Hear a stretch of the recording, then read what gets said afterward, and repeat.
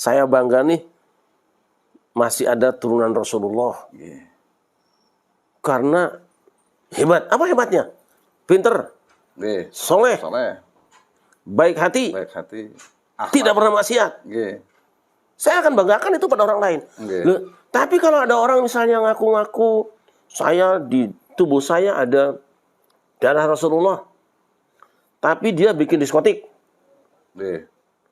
tapi dia narkoba, tapi dia jadi komunis. Maksud saya harus bangga. Weh, ini saya, ini buktinya nih. Lihat, tapi itu bikin diskotik. Orang mabok berzina di situ. Apa jawaban saya? Betul. Yang bener aja. Nabi Isa disebut anak Allah. Anak Allah. Anak Tuhan. Anak Tuhan. Kan? Sudah sekian juta manusia yang percaya. Tiba-tiba datang Muhammad SAW. Bukan Isa bin Maryam. Mau debat pakai apapun kalah itu orang-orang itu. Tapi tetap saja sampai sekarang juga masih ada yang kekeh. Ya itulah ya, makanya kita mau berargumen kayak apapun juga, namanya manusia kan. Walakinna aktsarun nasi la ya'lamun. Gitu. Wa aktsarun fasiqun. Banyakan manusia tidak mengetahui itu. Jadi kudu sabar, jangan. Wajib kita adalah wa ma'lina ilal balaghul mubin. Kita menjelaskan. Tapi kalau nanti tiba-tiba ada yang kekeh, biasanya jangan terus dikatakan fasik lah. Ya enggak, artinya biasa seperti itu terjadi, kan? Kalau yang fasik itu kan sebetulnya siapa? Dia tahu. Dia tahu, tapi kekeh itu yang fasik. Dan kita tidak tahu yang mana yang fasik. Yang saya khawatirkan kan begini, sebetulnya dia sudah merasa bahwasanya yang dia minum itu bukan kopi yang orisinil. Tapi dia untuk mengatakan atas kebodohannya dia membeli yang tidak orisinil itu akhirnya dia gak orisinil tak anggap orisinil ya. Sehingga dia ini dalam tanda kutip dia berdusta dengan kebenaran hatinya. Dengan dirinya. Ini yang bahaya. Ini yang sangat bahaya. Ya, namun cek batur mah habaib ini dipersoalkan, dianggap batal, maka batal Islam di Nusantara ini. Wow, yang ngomong nyon sewu nggih. Abuya.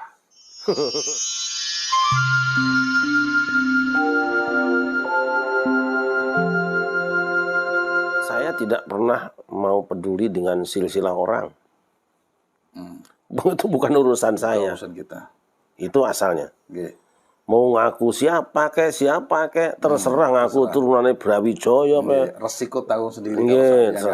Tapi ketika sepakat. Tetapi ketika menyangkut sesuatu yang bersentuhan langsung dengan agama, yang berhubungan dengan selamat dan cilakanya kita, tidak boleh kita diam. Tidak boleh. Kan inti peninggalan Nabi itu 3. Gitu? Quran, hadis, Ahlul Bait. Itu ketiga-tiganya diwasiatkan oleh Rasulullah rawatan gitu. Jogoan. Itu ikutin lah, pelihara gitu. Nah ini. Maka saya mengikuti konsep para ulama. Quran, hadis atau sunnah, Ahlul Bait. Saya kan tidak mau ketika mendapatkan bacaan itu yang katanya orang Quran padahal bukan. Saking bertebarannya bacaan Quran waktu itu, para ulama kemudian merumuskan metodologi untuk apa? Bukan meragukan Quran. Saya meragukan bahwa ini Quran apa bukan, itu sebetulnya. Itu para ulama teliti itu. Bacaan kayak gini. Coba diteliti. Apakah ini benar bacaan Quran atau bukan?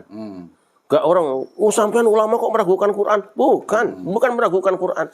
Saya ragu ini Quran apa bukan? Nah, kemudian dibuatlah metodologi, lalu disimpulkanlah ada 7 qiraat, 7 bacaan.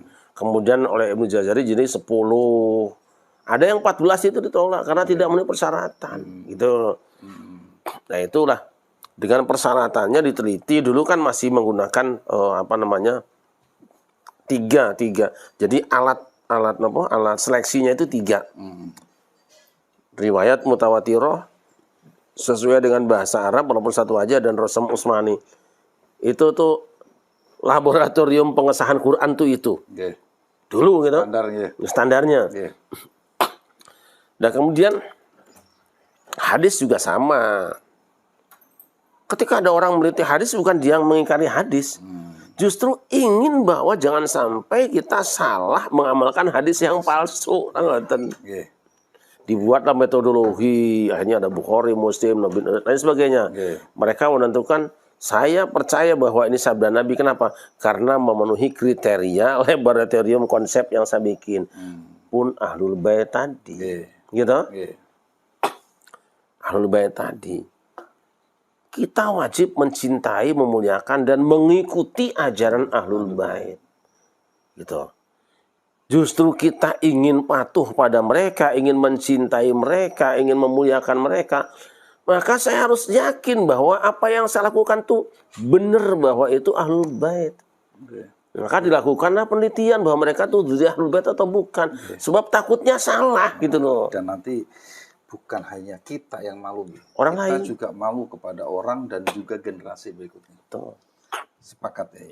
Jadi berangkatnya kulo gini ku melihat perkembangan yang ada di surat Al-Ahzab ayat 33. Suratnya 33 gitu. Semua hafal karena itu sering dilatunkan ketika tahlilan. Apa iya dzurriyyat Nabi yang mengaku sebagai Ahlul Bait, kan mereka mengatakan saya ini Ahlul Bait harus dimuliakan dan ditinggikan. Masa iya Ahlul Bait tidak dijaga kesuciannya? Saya pernah ditanya sama santri, Kiai, nyun sewu, apa hukum menutup aurat? Itu jelas. Apa mesti dikatakan lagi kalau itu fardu ain dan ain wal ain? Tapi kok ada orang yang untuk Ahlul Bait kok enggak? Nyun sewu nggih. Iya. Kok enggak menutup aurat? Bingung saya jawabnya. Kalau anak kiai enggak menutup aurat, kiai masih standarnya kan tidak seperti Ahlul Baitnya. Ini pertama. Ini sebetulnya sudah lama ya. Iya. Sudah lama ini sebelum masalah nasab ini bergulir. Saya sudah pernah ditanya orang seperti itu. Lalu kemarin ketika ditambah lagi dengan akhlak yang tidak terpuji. Dan itu dilakukan oleh orang yang mengaku dirinya sebagai Ahlul Bait. Turunan Nabi. Oke. Bukan hanya dzurriyyah, tapi mengatakan diri Ahlul Bait. Padahal Ahlul Bait menurut kami itu sudah tidak ada. Ada dzurriyyah Ahlul Bait.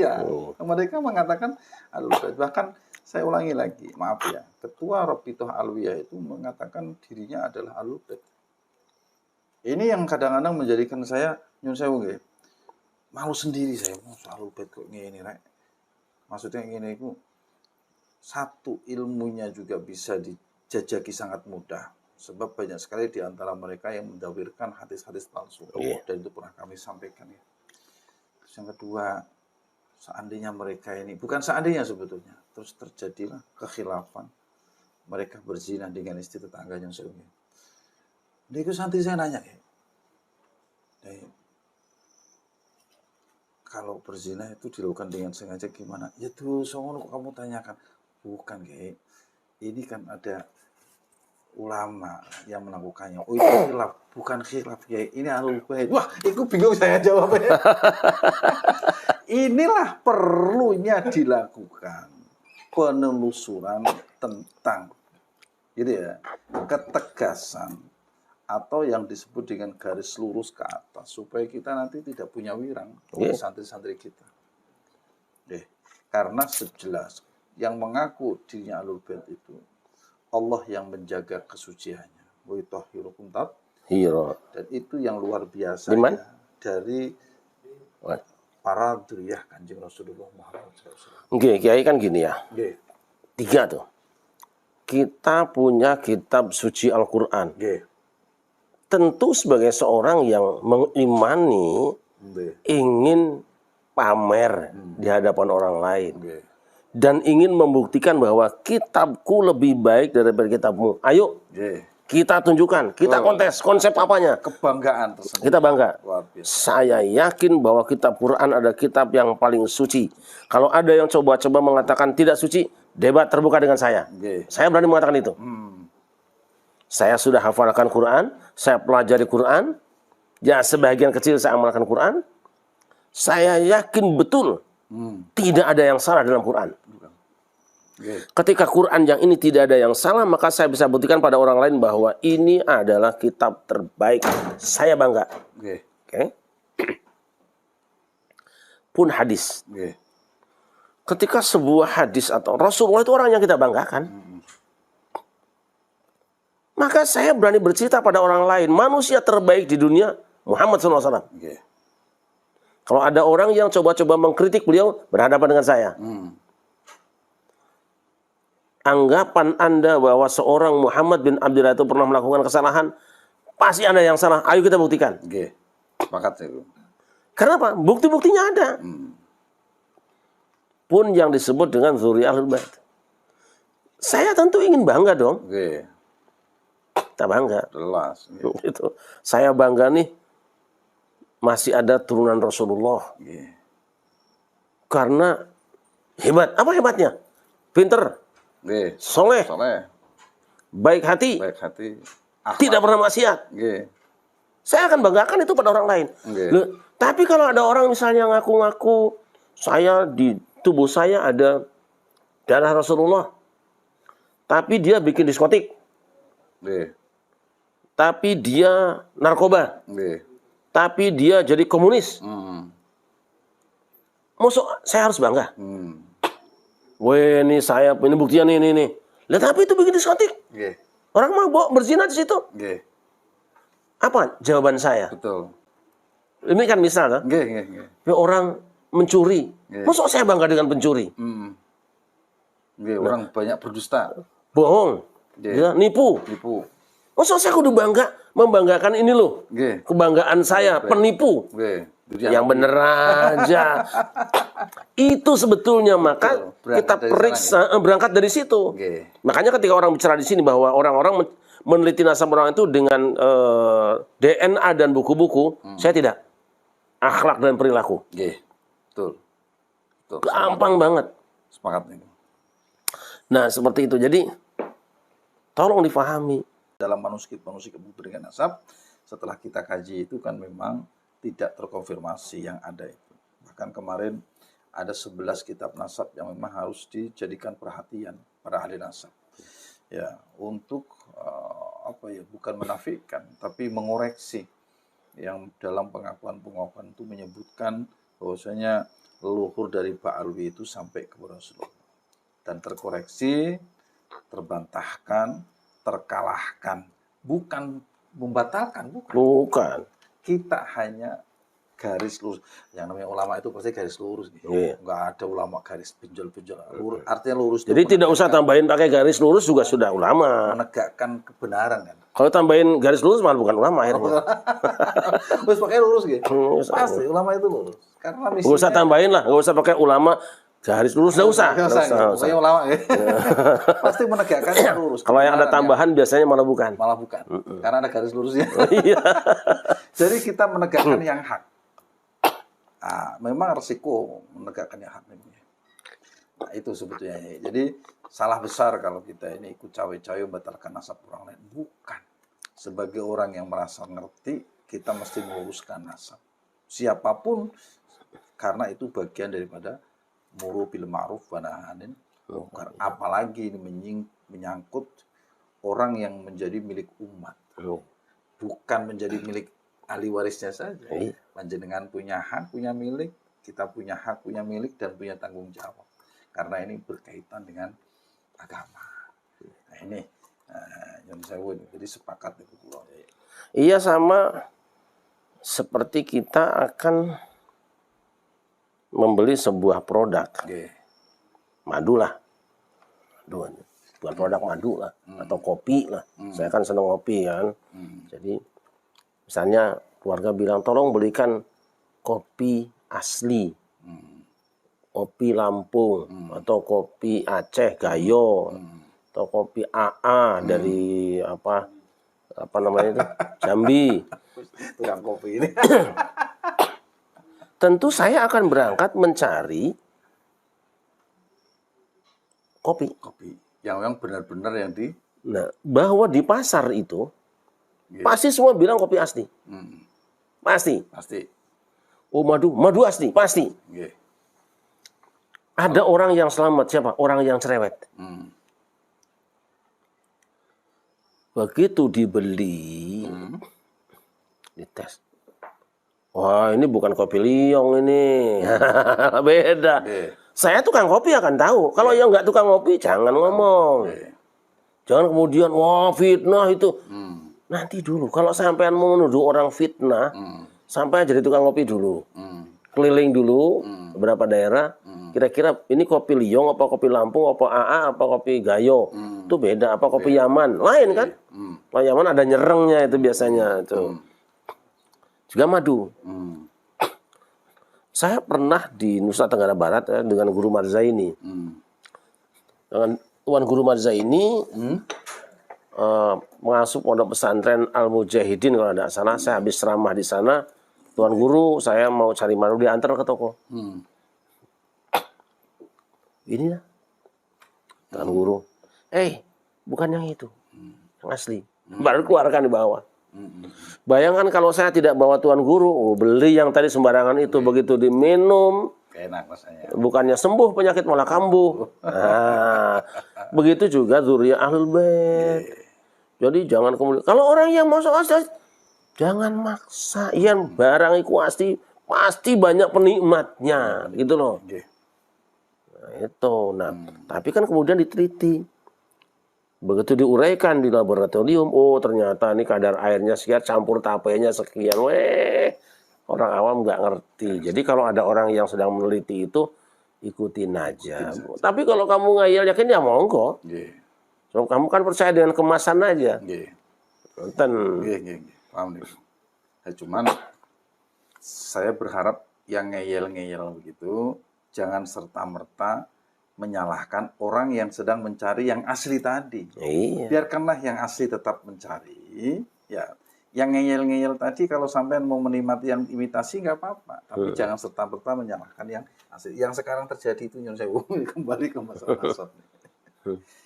Orang itu tidak seberapa dengan jenengan, tidak seberapa dengan kita. Lalu yang terjadi adalah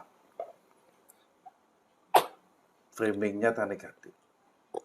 Mending kalau yang memframing ini adalah orang yang kita kritisi. Ini kadang-kadang sesama model kita. Dasar framingnya, dasar doktrinnya, atau mungkin dasar kalimat-kalimat yang kurang terpuji dari lisannya, itu berdasarkan fanatisme saja. Tidak ada sedikit pun ilmu nasab atau ilmu yang berkaitan tentang menunjukkan tentang orisinil atau tidaknya orisinil satu barang yang dia fahami.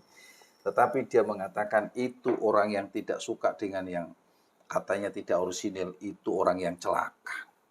Itu orang yang nggak benar. Itu orang yang munafikun. Ya Allah ya Karim. Padahal kami sering sampaikan, nggak apa-apa sampean nggak suka sama kami yang mencari barang orisinil. Sekarang masih diudik-udik ya. Belum menemukan yang asli, yang orisinil. Tapi jangan serta-merta sampean suka yang tidak orisinil, jangan menyalahkan yang sedang mencari yang orisinil. Tetapi kalau sampean mau ingin tahu sebaiknya, sampean mesti baca dan pahami bagaimana cara membedakan yang orisinil dan yang tidak orisinil. Sampean cari, sampean pahami, setelah sampean paham, baru sampean berikan. Kalau kita ini salah, oh sampean tidak sedang mencari yang orisinil loh. Sebab apa? Sebab punya perbandingannya. Ini cara mencari kopi yang orisinil tuh. Ternyata kriteria yang dia sampaikan dengan kriteria kita dalam mencari yang orisinil itu beda. Nggak apa-apa. Tapi kan kita bertemu dalam satu majelis begitu. Dan jangan lupa Kiai, dulu orang itu untuk mengetahui ini kopi asli atau tidak itu pakai lidah. Pakai lidah. Iya kan? Sekarang nggak usah, udah ada mesinnya kok. Gitu? Dulu ngangrem telur ya pakai babon. Pakai babon. Netes kan? Sekarang pakai listrik. Jangan mengingkari. Oh nggak mungkin listrik, nggak mungkin. Lah itu buktinya. Juga nasab. Dulu pakai buku-buku. Sekarang DNA. Nggak percaya lu gimana? Nggak percaya. Terserah aja. Udah musim orang nggak mau maju toh. Saya punya beli burung tuh. Pasang burung cucak rowo. Dikasih surat kayak KTP 2. Sertifikat. Surat apa? Kayak KTP lah, sertifikat lah. Ini nomornya ini. Ini apa nih Pak Haji? Dia jelaskan. Ini laki-laki, jantan, pasti. Pasti. Ini betina pasti. Kok nomornya nggak urutan? Nah ini artinya apa? Ini lain induk, lain jantan. Tapi ini sepasang. Nah kalau yang itu yang punya saya, kata di kurungan itu ada yang memang satu induk. Gitu. Dibikin nomor, lihat nomornya sama. Cuman A dengan B gitu adanya, seperti itulah. Dari itulah teknologi. Nah, terus saya tanya, kok bisa? Ya ini perlu saya lakukan karena banyak orang yang tertipu atau orang tersalah, piara burung bertahun-tahun nggak beranak, jantan semua atau betina semua. Apalagi secara rawat tuh jantan betina suaranya sama. Nah ini namanya apa nih Pak Haji? Ini DNA. Loh, manu aja berani tes DNA? Iya Allah ya Karim. Burung berani tes DNA. Lagi nih. Kalau manusia nggak berani ya? Nggak berani. Itu aja. Lagi betul. Seandainya itu tes DNA itu dianggap momok yang menakutkan, terus gak apa-apa. Kita masih punya dua, yaitu ilmu tarikh dan juga ilmu nasab. Itu sebetulnya juga sudah cukup. Tapi jika memang merasa kurang yakin, bisa tadi. Orang yang ahli burung tentunya tanpa tes DNA dia akan tahu membedakan mana jantan dan mana betina dengan menggunakan ilmu yang dia pahami. Orang yang sudah faks dengan ilmu nasab itu nggak terlalu sulit untuk menelusuri nasab seseorang nyampe atau tidak. Tapi kalau ada orang yang merasa dirinya kurang yakin atau kurang yakin dengan keasliannya, maka boleh kita menggunakan teknologi dong tahun 2024. Gitu? Iya. Nah, salah satu bentuk teknologi itu adalah tes DNA itu kan nggak sulit. Dari air ludah aja bisa, rambut bisa, tetesan air mata nggak bisa. Iya, dan itu kan sebahagian kita sudah mengatakannya. Ya kan? Habib Rizik juga sudah setuju dia. Ya, betul. Bahwa memang salah satunya dengan rambut atau dengan itu. Kenapa harus diingkari sih? Kan gitu. Untuk menghentikan polemik, untuk meyakinkan kita. Kalau dengan cara-cara ini belum kita yakin, kan cara itu sebetulnya. Semuanya boleh dilakukan. Alhamdulillah. Nah itu kan. Aku sepakat ya. Dulu mobil saya tuh yang VW Kombi. Kan biasa kita bengkel di sini-sini. Itu kalau periksa mobil itu dibunyikan terus dibuka satu persatu setel. Ada satu namanya Pak Ali itu di daerah apa tuh Cililitan kanan tuh daerah dekat apa Kalimalang kanan. Aneh dia itu. Untuk mengetahui penyakit mobil apa dihidupkan dia pakai alat dokter itu. Masya Allah. Ya, pakai alat dokter itu. Wah ini anunya benar itu. Oh ya Allah. Dan itu sama juga dengan yang lain kan mendeteksi badan kita kan pakai itu bisa. Apa harus dibuka dulu perutnya kan enggak? Masuk kalau sekarang masih menggunakan pola lama di black dulu perutnya ya habis. Dan itulah sebuah keahlian. Dan itu harus diterima. Dan nyatanya kan setelah dicek kan memang benar penyakit di situ. Ya misalkan, wah iki oli berbet bisa kayak terus ya susah ya kalau kita berdebat dengan ahlinya. Tapi gini Kiai. 570 tahun lebih 5 abad setengah kosong Nabi Isa disebut anak Allah, anak Tuhan. Iya, Tuhan. Kan? Iya. Sudah sekian juta manusia yang percaya. Tiba-tiba datang Muhammad SAW. Bukan Isa bin Maryam. Mau debat pakai apapun kalah itu orang-orang itu. Tapi tetap saja sampai sekarang juga masih ada yang kekeh. Ya itulah ya, makanya kita mau argumen kayak apapun juga namanya manusia kan. Walakin aktsarun nasi la ya'lamun. Gitu. Wa aktsaruhum fasiqun. Kebanyakan manusia tidak mengetahui itu. Jadi kudu sabar, jangan. Wajib kita adalah wa ma'lina ilal balaghul mubin. Kita menjelaskan. Tapi kalau nanti tiba-tiba ada yang kekeh biasanya jangan terus dikatakan fasik lah. Ya enggak, artinya biasa seperti itu terjadi kan. Kalau yang fasik itu kan sebetulnya siapa? Dia tahu. Dia tahu tapi kekeh itu yang fasik. Dan kita tidak tahu yang mana yang fasik. Yang saya khawatirkan kan begini, sebetulnya dia sudah merasa bahwasanya yang dia minum itu bukan kopi yang orisinil. Tapi dia untuk mengatakan atas kebodohannya dia membeli yang tidak orisinil itu akhirnya dia gak orisinil tak anggap orisinil ya. Sehingga dia ini dalam tanda kutip dia berdusta dengan kebenaran hatinya. Dengan dirinya. Ini yang bahaya. Ini yang sangat bahaya. Ya, ini yang hari ini kita obrolkan sambil begadang malam itu ya salah satunya itu. Bukan mau mengurusi, nggak terlalu penting lah orang lain bernasab kepada siapapun gitu. Ya. Tetapi karena ini menyangkut Kanjeng Rasulullah, sehingga ya sampai malam begini ya salah satu topik pembicaranya ya begitu. Karena ini kita peduli. Siapapun boleh tidak sepakat dengan kita. Gitu. Tapi jangan serta-merta sebelum sampean faham tentang kebenaran yang pernah sampean fahami. Kalau kita bicara nasab yoboyau, setidaknya sampean mengerti sedikit saja tentang ilmu pernasaban. Baru kemudian jenengan boleh menyalahkan kita. Kemarin tuh ngeten ya terjadi nih. Ada orang yang mengatakan ngeten. Dalam pidatonya saya pernah dengar ya. Saya pernah dengar kata beliau nih. Ada orang yang menafikan nasabnya para habaib. Dengerin semuanya. Pakai bahasa Sundanya. Lamun cek batur mah habaib ini dipersoalkan, dianggap batal, maka batal Islam di Nusantara ini. Wow, yang ngomong nyon sewu nggih, Abuya. Yes kiai sak diri kiai, padahal aslinya Abuya itu karena orang Sumatera Barat ya. Nek wong kita yes kiai lah, orang Jawa. Saya habis pikir, iki wong pinter tapi gak paham tentang sejarah perkembangan dan masuknya Islam di Nusantara. Karena baik faktual, baik data menyebutkan, masuknya Islam di Nusantara itu nggak ada hubungannya dengan bahan. Tidak ada hubungannya dengan Habib-Habib itu. Nggak ada hubungannya dengan Habib. Lah kok beliau mengatakan begitu itu dasar hukumnya dari mana? Mang saya katakan, oh bener Kiai.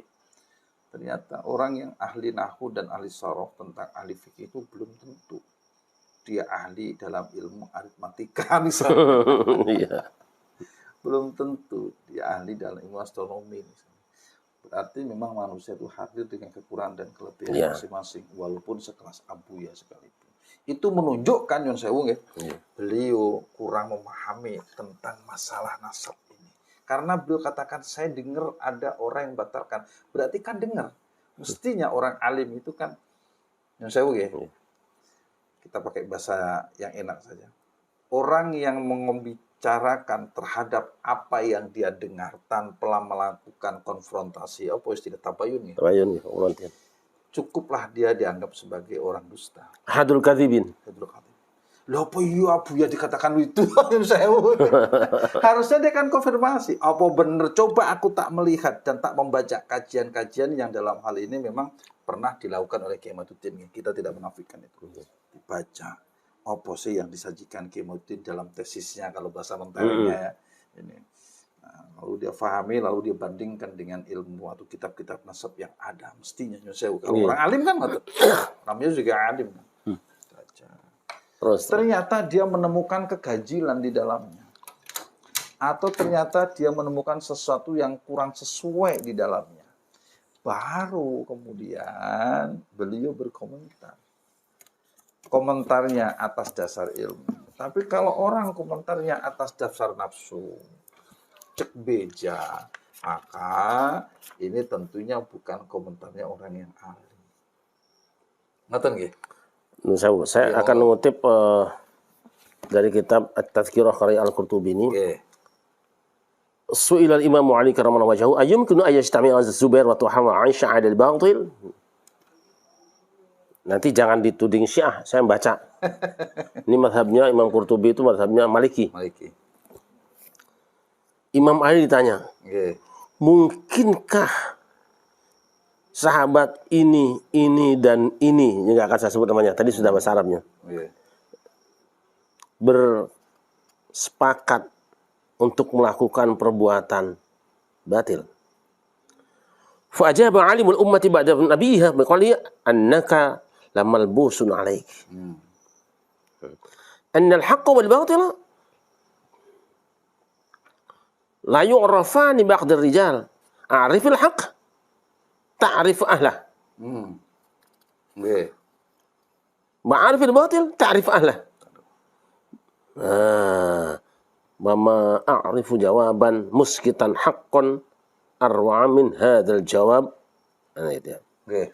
Jadi memang selamanya nggak mungkin bersatu ya. Apa mungkin ada orang ini melakukan ini. Loh, Anda itu tertipu. Jadi apa kata tadi? Bagi yang punya kitabnya, At-Tadhkirah fi Ahwal Mauta wal Ma'arah, akhir halaman 732. Yang terakhir. Ini saya kadang-kadang ingat gitu aja. Oke. Kan?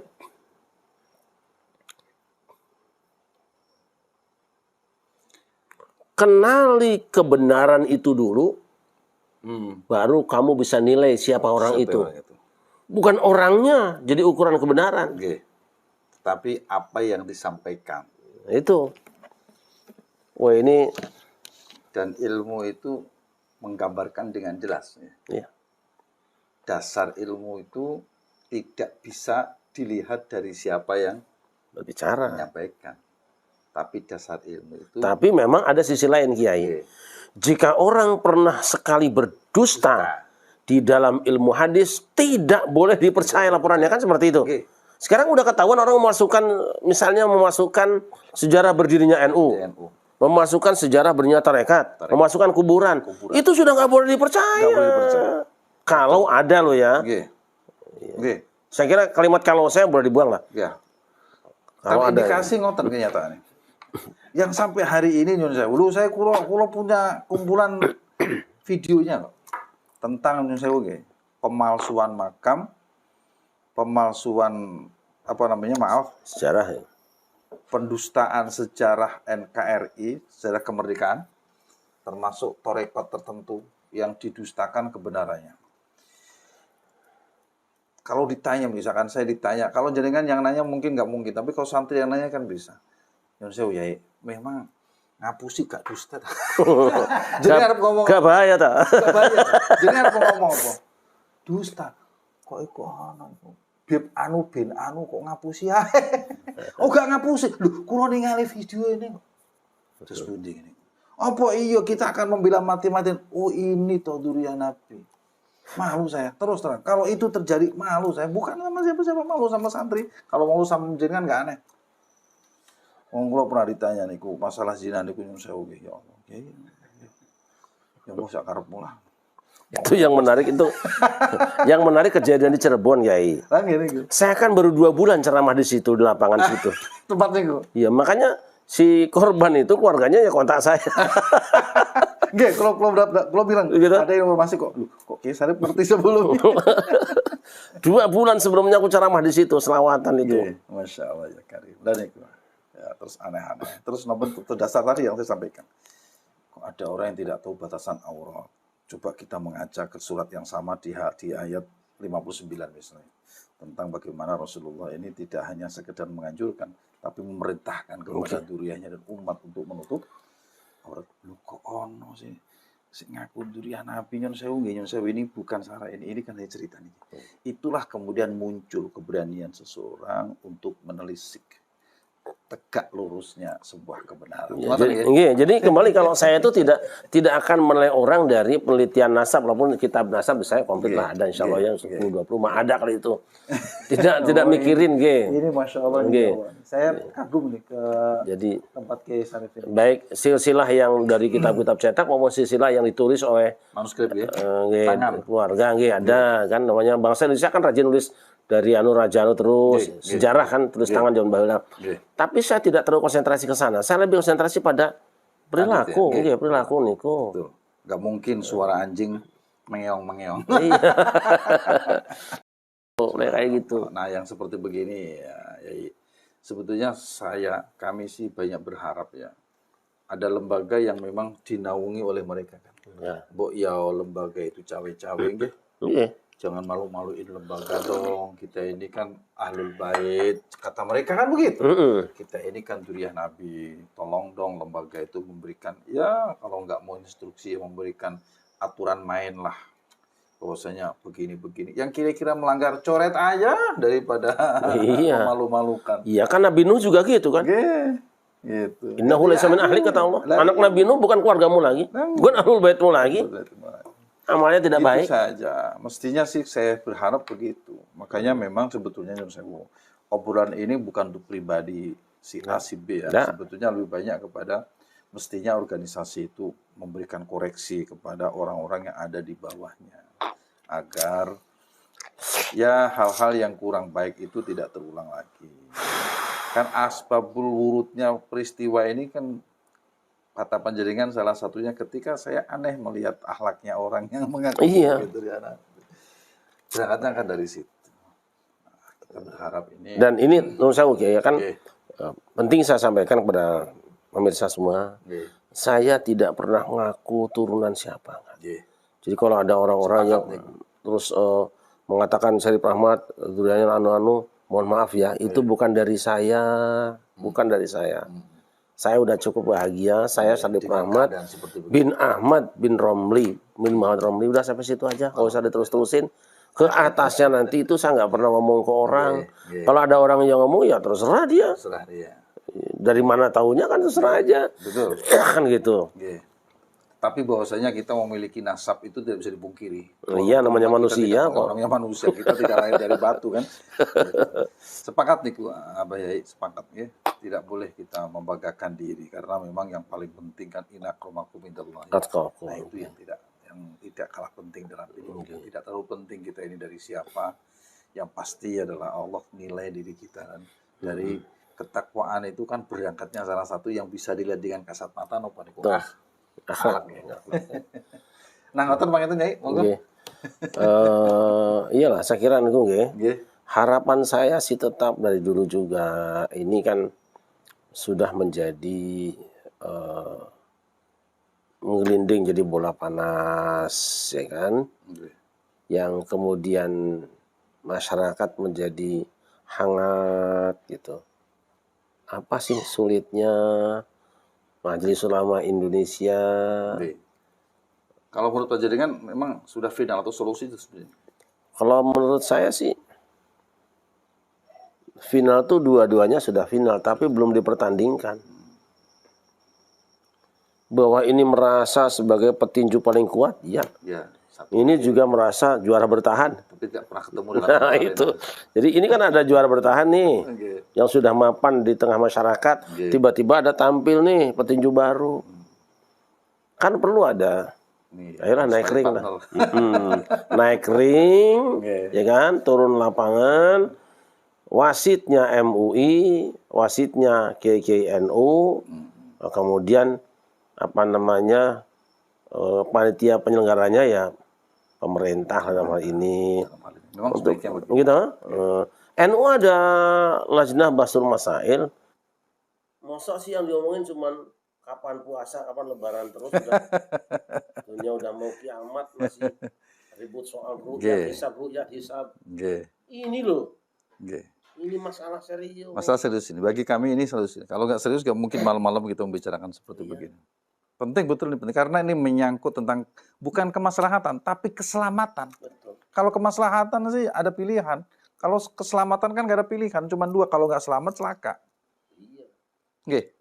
Itu tadi pesan Nabi. Pesan Nabi. Masya Allah. Kami harus mengamalkan perintah Nabi. Hadis iya, tapi kami teliti hanya hadis sahih atau hasan yang makmul. Itulah makanya guru-guru kreatif membuat mustalahul hadis supaya tidak bisa membedakan. Qiraat juga sama Quran saya amalkan tadi yang sudah mutawatir. Ada bukti diyakini itu qat'i bahwa ini benar. Itu saja apa yang kami sampaikan. Semoga ini bisa menjadi inspirasi bagi kita semuanya untuk menentukan, menemukan dan menjawab tantangan zaman atas ilmu hasanah tentang pernasaban dan juga ilmu-ilmu yang lain. Semoga bermanfaat. Jadi, monggo panjenengan. Baik, hamba-hamba sekalian, para pemirsa, kami mengucapkan terima kasih atas nama para pemirsa SQTV dan pemirsa Suka TV atas keramuan Kiai Abdul Razak malam hari ini. Mudah-mudahan ini bukan pertemuan terakhir, tapi yang pertama untuk insyaallah. selanjutnya dan seterusnya. Amin. Insyaallah. Kalau ada izin Allah, saya juga mungkin satu saat bisa sampai ke sana. Semoga ditunggu. Semoga Allah Subhanahu wa Kemudahan. Ta'ala mempersatukan kita dalam kebaikan dan Amin. Amin ya Allah ya Terima rabbal kasih. alamin. Hasbunallahu wa ni'mal wakil. Assalamualaikum warahmatullahi wabarakatuh. Waalaikumsalam warahmatullahi wabarakatuh.